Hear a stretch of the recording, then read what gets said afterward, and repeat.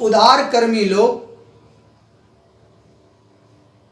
ऊपर से तो देखने में विषधर सर्प तथा असाधारिका की लपलपाती कठोर आकृति के समान महाक्रूर बनकर रहते हैं, परंतु इन लोगों की अंतरात्मा लोकहित के माधुर्य में इतना पगा होता है मानो उन्होंने देवताओं से माधुर्य की दीक्षा ले रखी हो। कर्म के तो कठोर परंतु हृदय के मधुर विराट कर्मी लोग संसार में अत्यंत न्यून होते हैं। योगीराज श्री कृष्ण ऐसे ही महापुरुषों में एक थे जिनका जीवन राजनैतिक, सामाजिक तथा धार्मिक कृत्यों से ओतप्रोत रहा है, जिनके जीवन का हर एक पहलू अनुकरणीय है। युग पुरुष भगवान राम ने छात्र धर्म को सींचा, योगेश्वर मतिमान कृष्ण ने चक्र सुदर्शन खींचा। इस्लामी आक्रांता हिलाकर शौर्य सिंधु मथ डाला, अमर हुई तलवार शिवा की अप्रताप का भाला। चंद्रगुप्त की सैल्यूकस ने देखी अजब दिलेरी, राम और कृष्ण श्रेष्ठ भारतीय संस्कृति है मेरी। वस्तुतः राम और कृष्ण भारतीय संस्कृति के अनमोल धरोहर हैं। अगर ये दो उदात्त महापुरुषों को भारतीय संस्कृति से निकाल दिया जाए तो भारतीय संस्कृति निष्प्राण सी हो जाएगी। राष्ट्रभक्त साथियों, अधिकार और कर्तव्य के ऐसे समन्वय कहीं भी देखने को नहीं मिलेंगे। जब दुर्योधन ने यह कहकर अधिकार देने से इनकार कर दिया कि सुच्यग्रम नैव दास्यामि बिना युद्धेन केशवा, तो उन्होंने अधिकार लेने के लिए कोई कोर कसर उठा न रखा और अधिकार की इस नीति को प्रश्रय प्रदान किया कि अधिकार खोकर बैठ रहना यह महादुष्कर्म है, न्यायार्थ अपने बंधु को भी दंड देना धर्म है। इसी ध्येय पर कौरवों से पांडवों का रण हुआ, जो भव्य भारत वर्ष के कल्पांत का कारण हुआ। जहां उन्होंने अधिकार की इस नीति को प्रश्रय प्रदान किया, वहीं उन्होंने कर्तव्य का यथेष्ट बोध भी कराया और कहा कर्मण्येवाधिकारस्ते मा फलेषु कदाचना।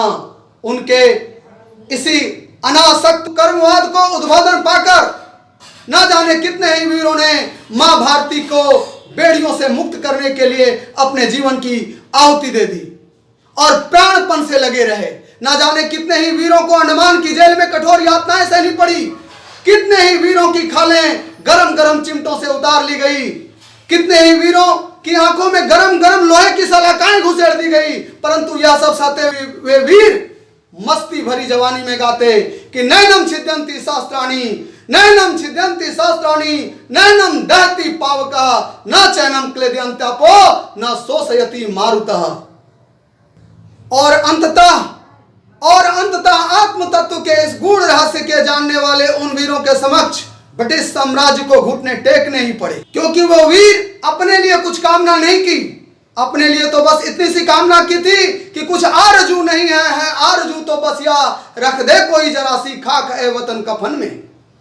स्वयं श्री कृष्ण का प्रादुर्भाव ऐसे समय में हुआ था जब मानवता दानवता के पंजों में पड़ी सिसक रही थी। जरासंध के कैद खाने में सहस्त्रों राजा सिसक रहे थे, वे खून का आंसू रह रहे थे, परंतु जरासंध के जज्बाती पंजों से छुड़ाने की साहस किसी में नहीं थी।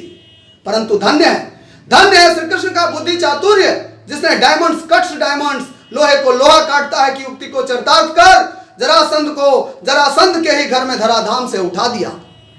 शासक निरंकुश हो गए थे, प्रजा त्राही त्राही कर रही थी। ऐसे में एक तरफ कंस का भी बोलबाला था।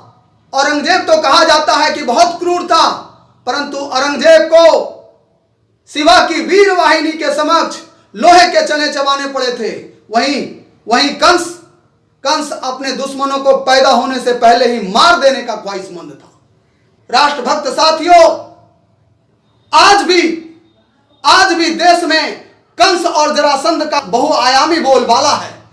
यहां कंस के वंशधरों ने यहां कंस के वंशधरों ने अपने डेरे डाले हैं। जरासंध शिशुपाल मचलते निर्भय हो मत वाले हैं। संप्रदाय के नाग कालिए उगल रहे विष काले हैं। साहस का व्यक्तित्व सो गया जगता नहीं जगाया है। और जन्माष्टमी का पर्व पुरातन नए रूप में आया है।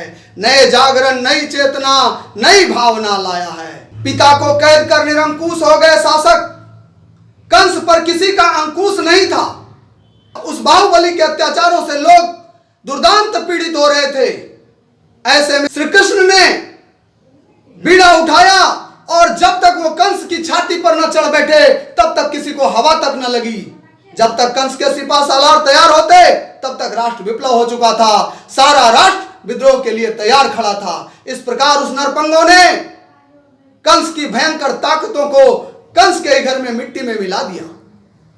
भरी सभा में नीच नराधम शिशुपाल को प्राण दंड देकर अपने अतुल तेज का परिचय देने वाला श्री कृष्ण क्या सैकड़ों नारियों की लज्जा से, एक नारी द्रौपदी की लाज बचाने वाला श्री कृष्ण क्या सैकड़ों नारी की लज्जा से खिलवाड़ कर सकता है? परंतु इन पोंगापंथियों ने, इन धर्म ध्वजियों के काले कारनामों को देखो जिन्होंने महाभारत के प्रणेता, युग प्रवर्तक योगेश्वर कृष्ण जो वीरता और धीरता के प्रतिमूर्ति थे, नारायणी सेना अध्यक्ष थे, ऐसे वीर महापुरुष को इन्होंने चोर, परिस्त्रीगामी, लंपट और न जाने क्या क्या बना दिया। गीता के उपदेशक, महाभारत के प्रणेता, युग प्रवर्तक योगेश्वर कृष्ण अगर मौजूद हो जाते तो ऐसे पोंगापंथियों का सीना निश्चय ही चाक चाक कर दिया होता। एक नारी द्रौपदी की लाज बचाने वाला श्री कृष्ण क्या सैकड़ों नारियों की लज्जा से खिलवाड़ कर सकता है? कदापि नहीं। इसलिए बंधुओं, आप श्री कृष्ण को, उसके उदात्त चरित्रों को लांछन लगाने वाले उन पंडितों को कोसना और ऐसे पंडितों को जो श्री कृष्ण के बहुआयामी उदात्त चरित्र पर लांछन लगाते हो, उन्हें मंचों पर चढ़ने देने से भी इनकार कर देना कि ऐसे पंडितों को जो अपने महापुरुषों को ही अपने ही देश में कलंकित करते हैं, उन्हें पंडित कहलाने तक का अधिकार नहीं है। श्री कृष्ण ने कहा यह पंडित जातिवाद और न जाने किन किन वादों के घेरे से ग्रसित भी हो जाते हैं।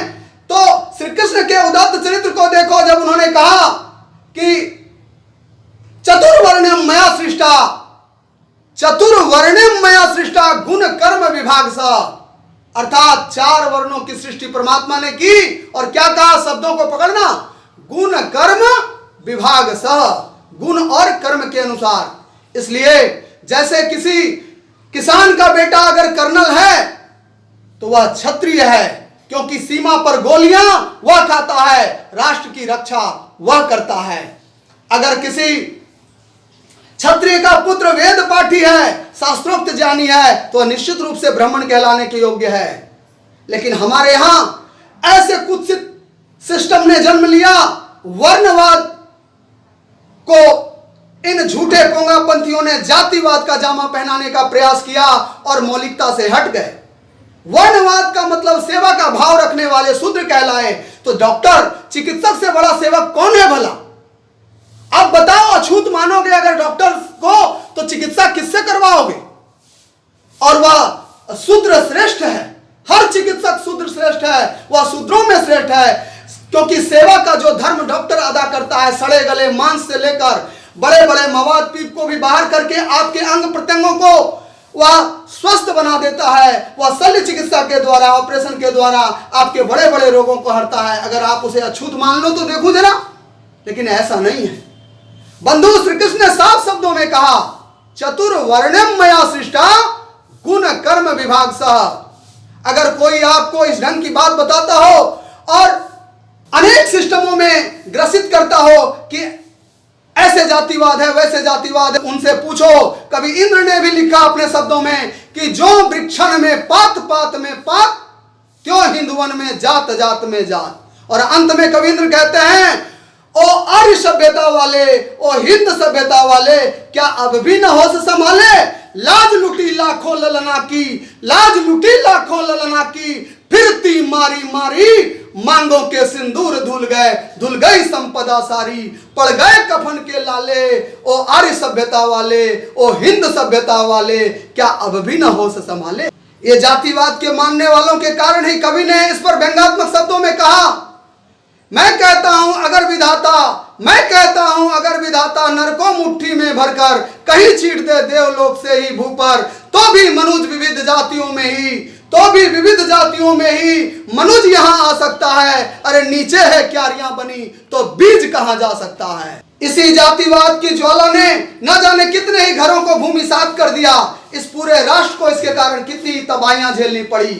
जिस हिंदुओं को आर्यों के उद्धार के लिए, जिस हिंदुस्तानियों के उद्धार के लिए शिवाजी ने और बप्पा रावल ने एड़ी चोटी का जोर लगा दिया, उस शिवाजी को इन पोंगा पंथियों ने और कुछ लोगों ने, जातिवाद के पोषकों ने शूद्र कहकर क्षत्रिय मानने से इनकार कर दिया। जब विदेशी आक्रांताओं के चंगुल में पूरा देश सिसक रहा था, उस समय बप्पा रावल ने अपने खून और पसीने से इस राष्ट्र को सींचा और विदेशी आक्रांताओं को मार भगाया। उसे भी लोगों ने शूद्र ही कहा था और आज राष्ट्र की अस्मिता बप्पा रावल के कारण सुरक्षित है। अरे वीरता जहां जहां है वहां छत्रित्व है, कायरता जहां जहां है वहां ओछापन है। इस तथ्य को समझो और सत्यता को स्वीकार करो, तभी इस राष्ट्र का भला होगा। श्री कृष्ण तो कुब्जा दासी का दिया हुआ भोजन भी बड़ी श्रद्धा से करते थे। श्री कृष्ण तो कुब्जा दासी का दिया हुआ भोजन भी बड़ी श्रद्धा से करते थे। सुदामा के साथ भी उनकी मैत्री विश्व प्रसिद्ध है। अरे द्वारपालों का गीत तो विश्व प्रसिद्ध हुआ, उसे भी जरा देखना। कहीं उन्होंने मतभेद नहीं डाला। राम का जूठी बेर का खाना ऐतिहासिक है। गुय निषाद सबरी का मन रखते प्रभु कानन में, क्या ही सरल वचन बसते हैं इनके भोले आनंद में। इन्हें समाज नीच कहता है, पर यह भी तो है प्राणी, इनमें भी मन और भाव है, किंतु नहीं वैसी वाणी। श्री कृष्ण अतुल तेज के स्वामी थे।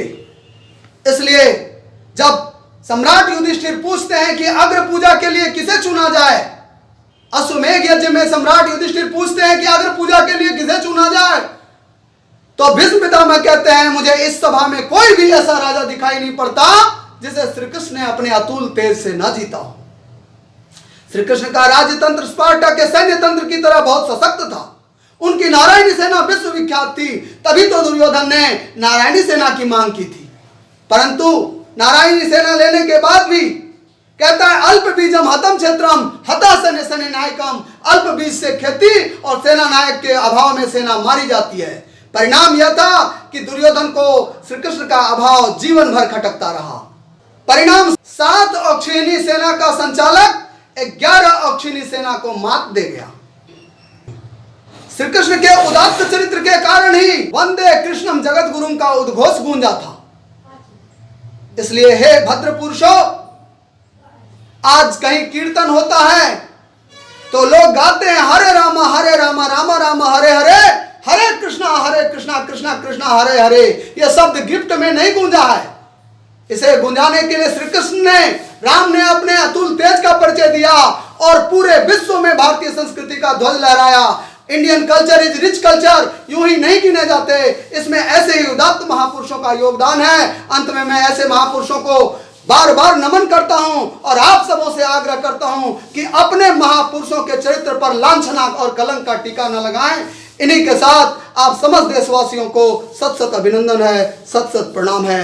जय हिंद, जय श्री कृष्ण, जय श्री राम।